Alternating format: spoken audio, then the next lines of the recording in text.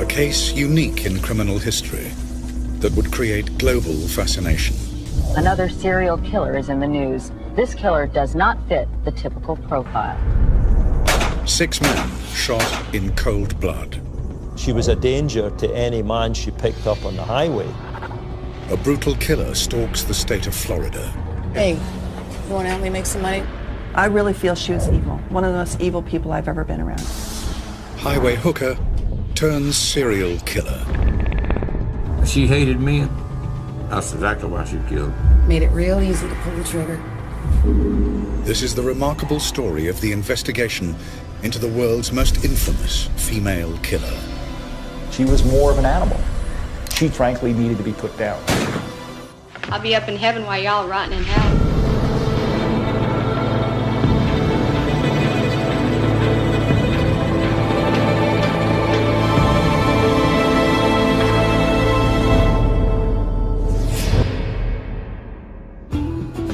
Daytona, Florida's most famous beach and a magnet for holidaymakers and America's retired. As the 1980s draw to a close, a dark cloud is brewing over the Sunshine State. December the 1st, 1989. Police recover an abandoned vehicle. The car has been stripped of ID and wiped clean of prints. The owner is missing. Lieutenant Steve Binniger is initially unconcerned. A lot of people go missing in this state because it's a very transient state. I mean, the state of Florida attracts people from literally worldwide. A gruesome discovery 5 miles away from the abandoned car plunges detectives into a murder investigation. Police struggle to identify the corpse. Decomposition takes place pretty fast in Florida with the humid weather and the heat and everything. And with the animal activity, also the bug activity.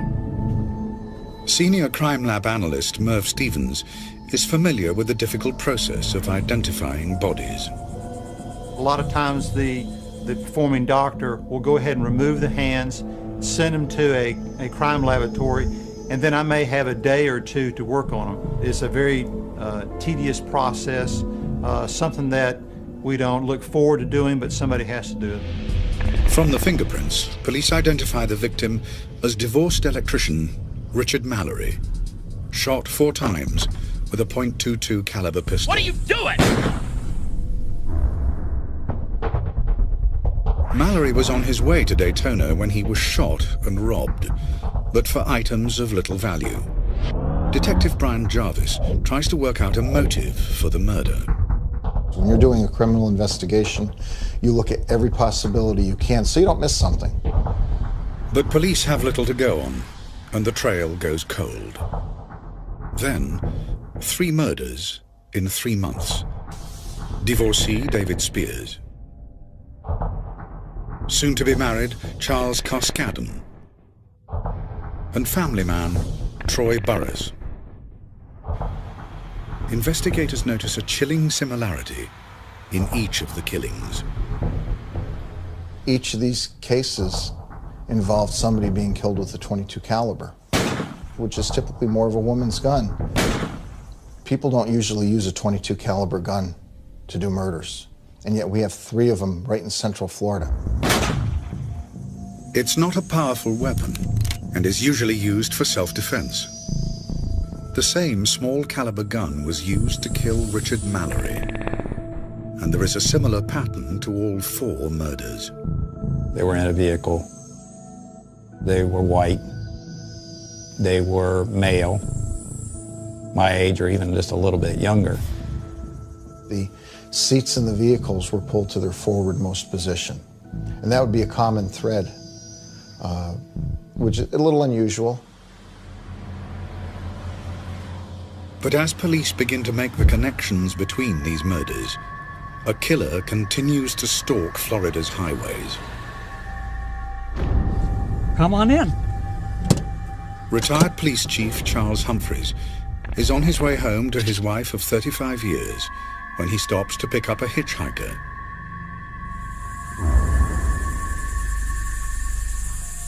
If you want money, I've got money.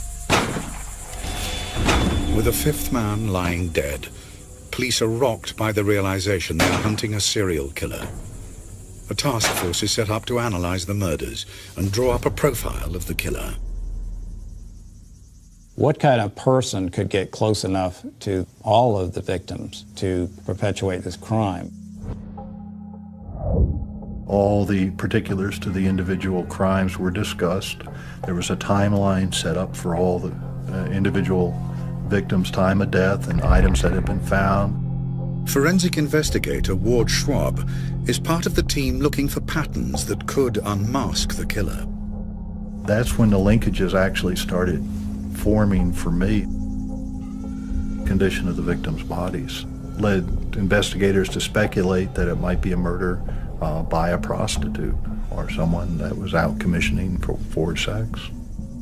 Where there were some partial nudity of the victim, plus there were some evidence of discarded condoms. Something extraordinary begins to dawn on the task force. Could it be that the serial killer they need to catch is a woman?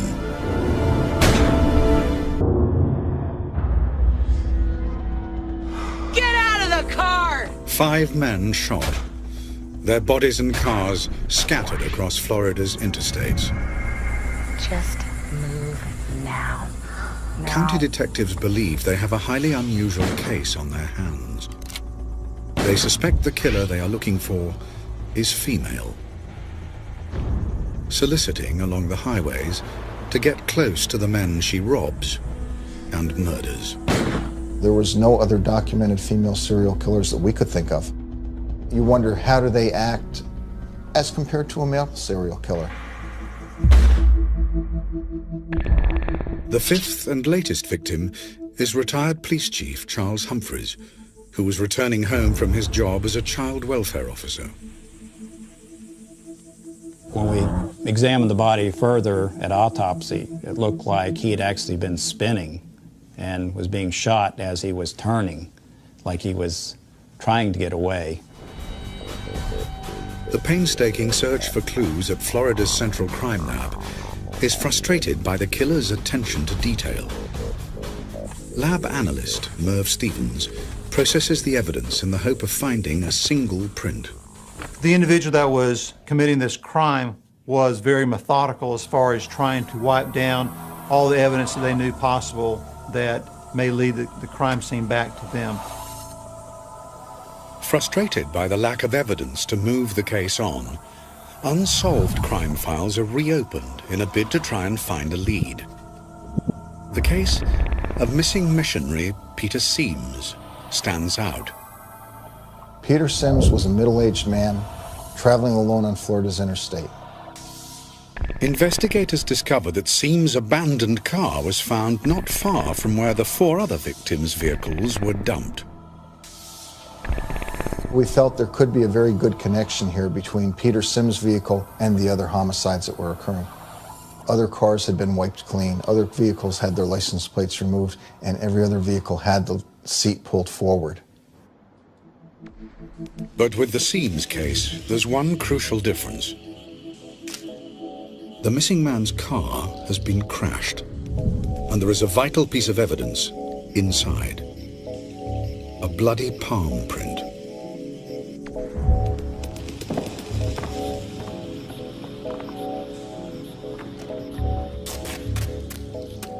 The palm print being made in blood makes it a very fragile type of print. If you start moving around too much, the print will actually almost just fall to pieces. It's the first definite clue for the investigators. I theorized that she had touched her forehead and noticed that she had some blood. In grabbing the armrest to release the door handle is where the palm print was found. And unless you take the armrest off, you wouldn't see the palm print. Finding the killer's print is a major break.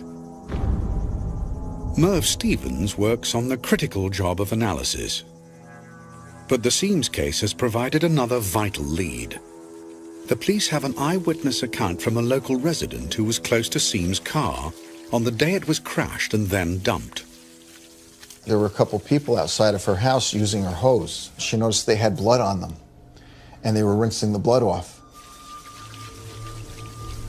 Detectives are staggered. A whole new twist is added to the investigation. The sketch, based on the eyewitness's account, shows not one, but two female suspects. Do investigators now have two serial killers on their hands? It was overwhelming. I can remember my first thought is, what do we do next? But detectives have little time to think before another body is discovered. Normally with a body dump, you have some other evidence there. In this particular case, there was none. It appeared to me that someone had gone to great lengths to try and hide the identity of the decedent. The seventh victim is identified as trucker and reserve police officer Walter Antonio. What forensics notice at the crime scene is vital. We could see indentations on his hands where he had rings that had been removed. We saw an indentation on his wrist where a wristwatch had been removed, but none of those were in the immediate area. If detectives could locate these missing possessions, they could lead directly to the killer.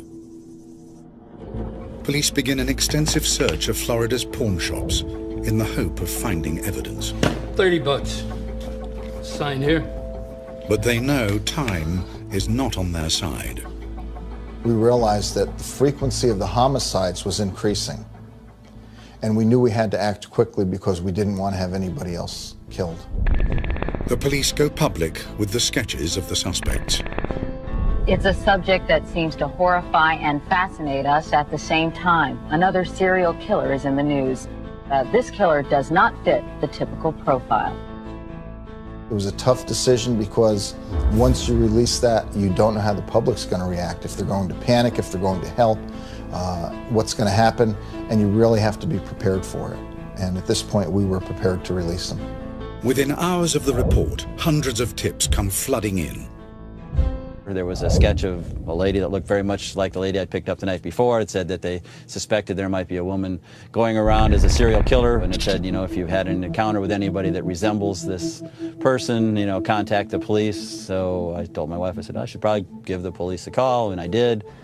Ted Teschner is one of many who respond to the appeal for information.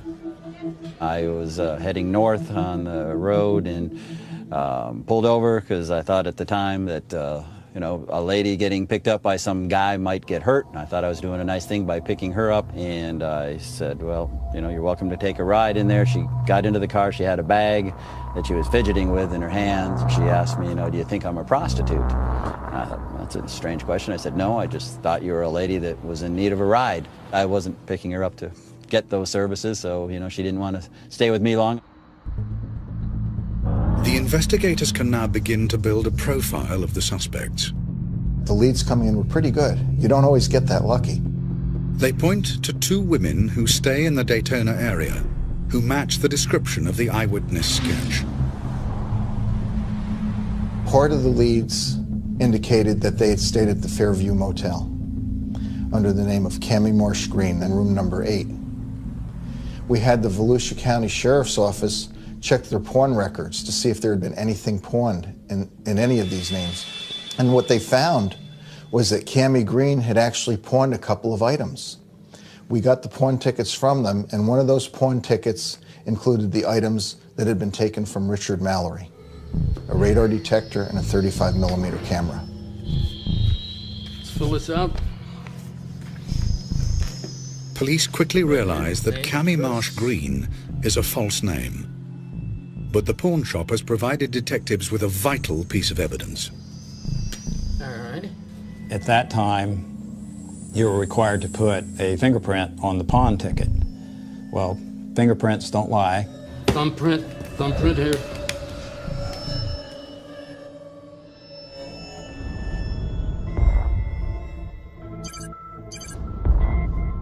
The print is rushed to the state's fingerprint lab. Director Jenny Ahern runs it through the automated identification system.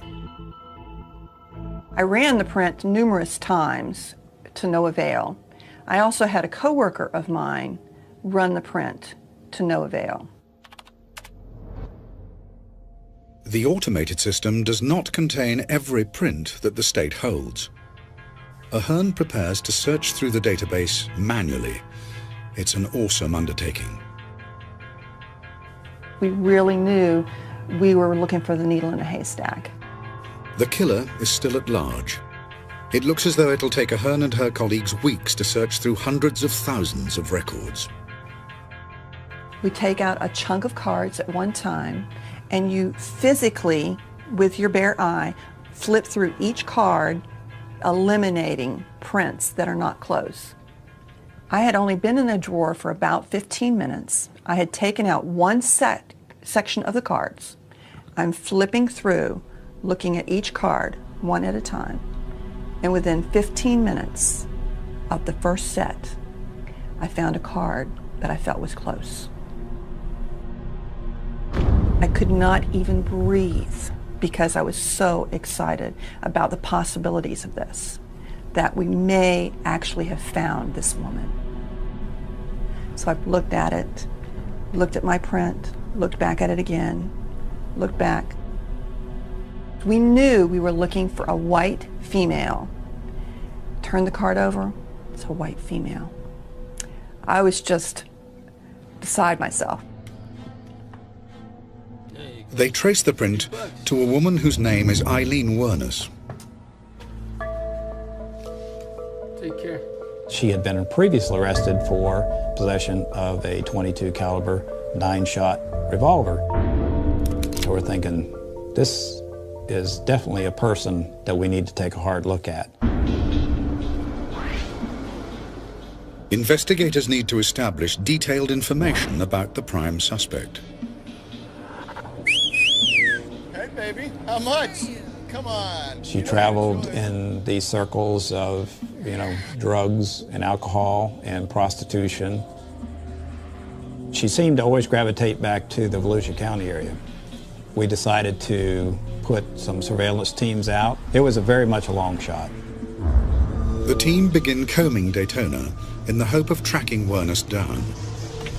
Mike Joyner is one of the undercover officers trawling the bars, while his colleague, Tom Tittle, is part of the backup squad. We were essentially divided up into shifts. Myself and a few others were on the midnight shift, so sleep during the day, and at nighttime we would go around the city trying to fill in into the bars, into the low-life areas. Joyner poses as an out-of-town drugs dealer from Georgia, looking for a good time. We'd go to a bar and get out and go in and belly up to the bar and kind of drink a beer.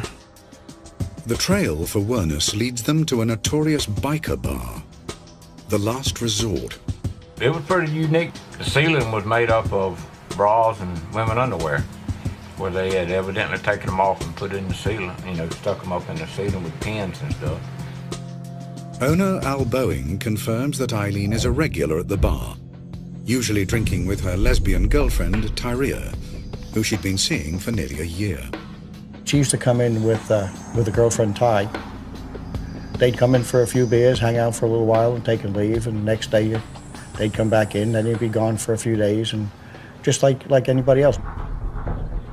But days go by, and neither woman shows up. Detectives discover that Tyria and Eileen have separated, leaving Wuornos broken-hearted. They fear she may have left town. Finally, one night, I got lucky, and I walked in the bar, and there she was. The investigators had put together as a sketch what she looked like, and there was no doubt the lady I was looking at in that bar right then was Eileen Wuornos. Want to help me make some money? No, I'm not interested. Yeah. Get out of here. She made it quite clear that she was a lesbian, and she was a streetwalker, and that's how she made her money. Have detectives finally cornered the killer? State Prosecutor Dave DeMoore knows the stakes are high. If she were to lose surveillance and go out and kill somebody, can you imagine trying to explain that to a group of journalists Why, knowing that you have the chief suspect, that you were able to lose her and she committed another murder? Want a drink? Damn right. Can Joyner lure the streetwise Wernus into his trap? He needs to secure evidence so police can charge her with murder. If he fails, Wernus walks free and more men could die.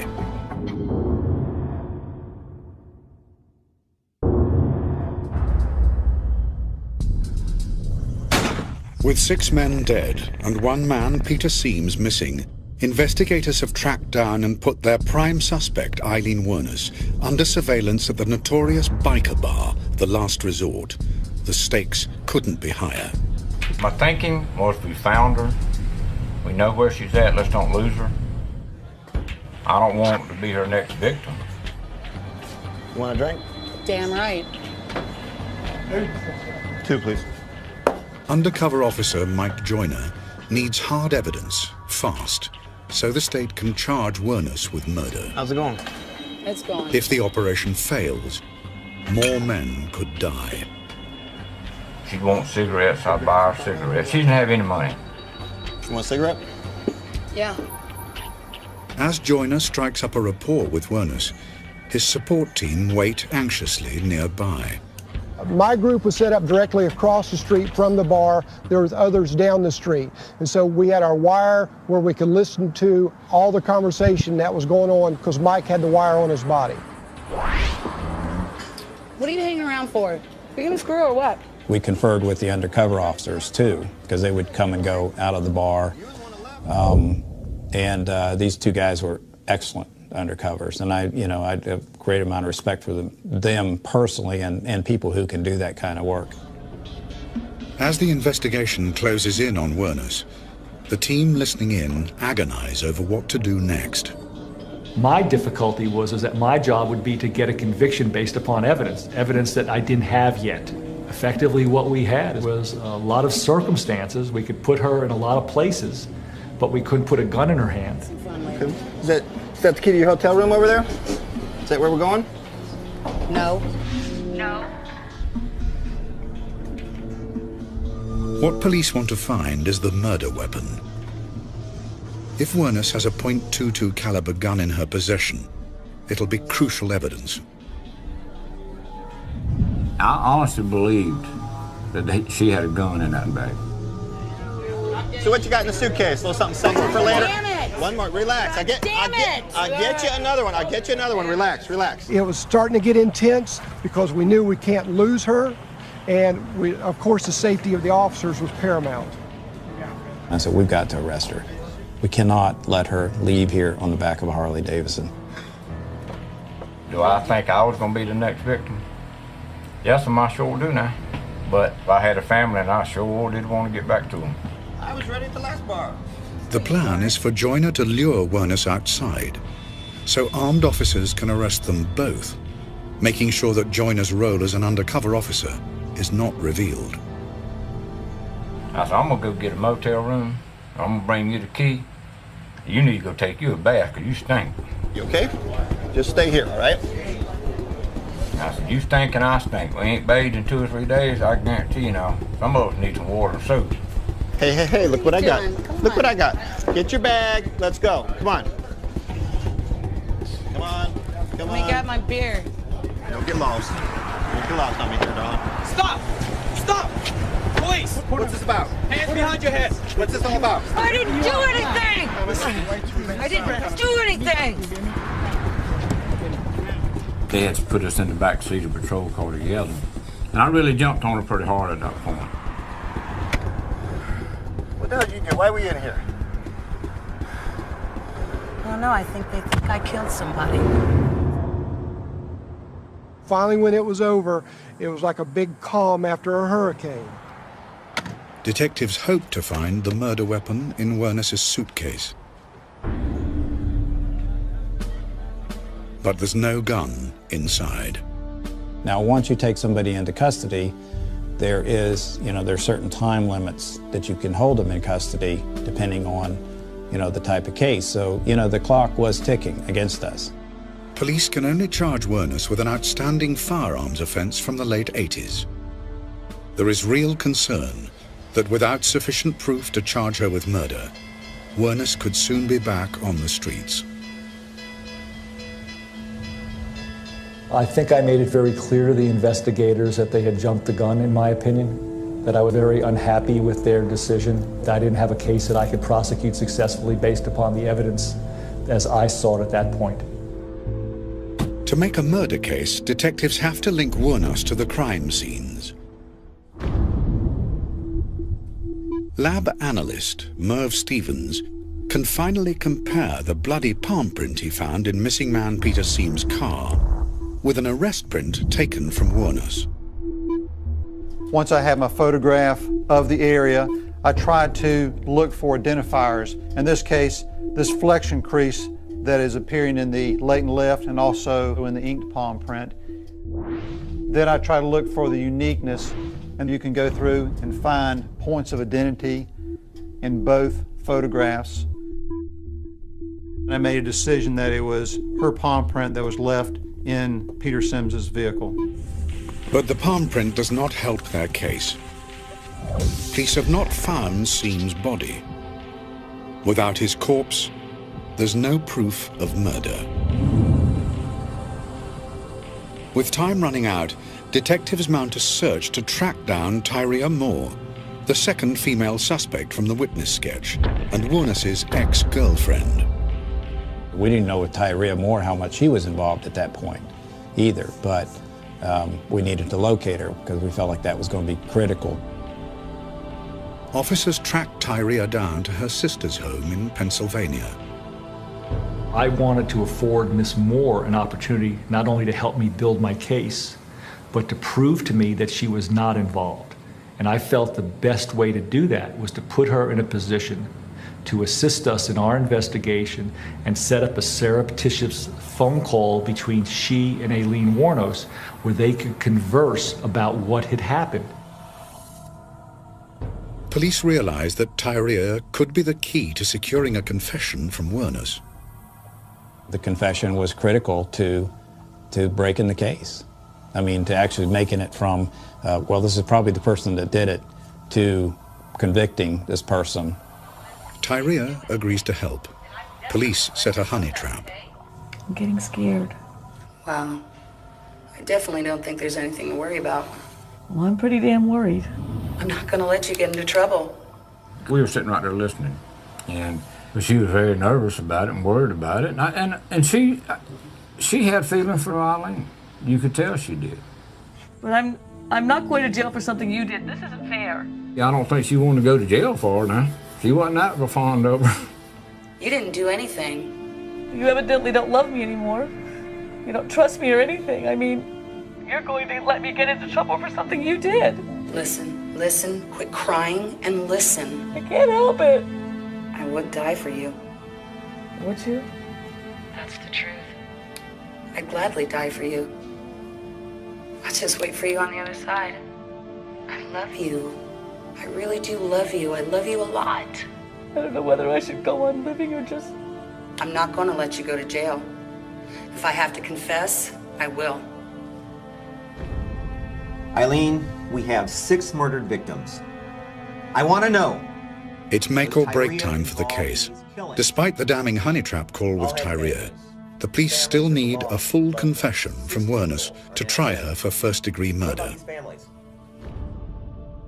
As Wuornos faces a police interrogation, Public Defender Michael O'Neill reminds his client of her rights.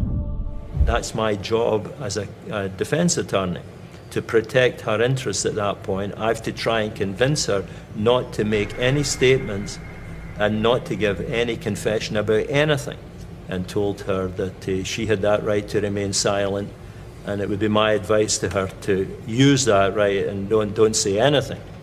But no matter what I said, she wouldn't have it. 8 days after her arrest, police finally ask Wuornos the question that proves decisive. I want to know, was Tyria involved in these killings? I did the killings. It was me. Go ahead and put me in the electric chair. Her total focus was on her friend and protecting her friend. She showed absolutely no concern about herself and her own fate. The police tactic of convincing Eileen of the need to save Tyria from prosecution has paid off. Had it not been for that connection between her and Ty Moore, and I would give her this as far as some humanity, she was attempting to protect Ty Moore. You can't take that away from her. There is a link of humanity there. That's one of the only decent things that I saw her do. The more she talked to him, the more I realized that the consequences for her would likely be severe. Most of the time I was drunk as hell. It really didn't matter. I was a professional hooker. I give him a little shit, you know. Made it real easy to pull the trigger. Forensic psychologist Dr. Glenn Caddy is shocked by the picture that emerges of Werner's descent into a life of crime and prostitution. It was clear that this woman had an exceptionally, profoundly impaired history. I know that there was a substantial amount of child sexual abuse to which she was subjected. Abandoned by her mother and paedophile father, Werner was brought up by her grandparents. As an escape from the savage beatings from her grandfather, Laurie Werner, the young Eileen quickly learned to blank out her emotions and use any means by which to gain acceptance. By age 7 or 8, she was hypersexual. I believe the records indicate that she was called a cigarette pig. And the issues were that she would swap sex by age 8 or 9 for whether it be oral sex on a man or intercourse, for cigarettes, and for money. The whole rearing experience and how she functioned was consistent with really high trauma events in childhood. At some point in time, I think Aileen had basically said, I've had enough. I'm tired of being taken from. I'm going to take. What more could she take than these men's lives? Having secured the vital confession, the next priority for detectives is to find evidence to make the prosecution case watertight. Is there any property that you might have collected from these victims that you stashed somewhere? Nah. I just flung them out the window as I was driving.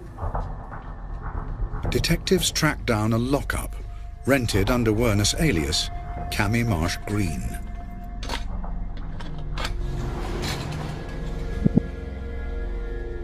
The harsh truth is revealed. Werner has hoarded personal possessions stolen from her murdered victims. A lot of these items were personal to the individual. They were briefcases, they were watches, they were rings. It may have been souvenirs, or it may have been a further attempt to try and hide the identities of the victims. And we were actually able to tick off items and establish what belonged to which victim. For police, this is vital evidence. For victims' families, a reminder of their loved ones. We have some hair here. Among the items is a hairbrush. Bag that. Peter Seames's son is asked to identify it. He kind of lifted it up in front of him, and his voice started to quiver. And he said, my father used to brush my hair when I was a child with this brush. And I remember the tears welling up in my eyes, and I was just about to cry. To this day, that image of that boy remembering his father brushing his hair with that hairbrush brings tears to my eyes. Get out of the car! What are you doing? What are you doing? Police have a confession. They have evidence to link Werner to the victims.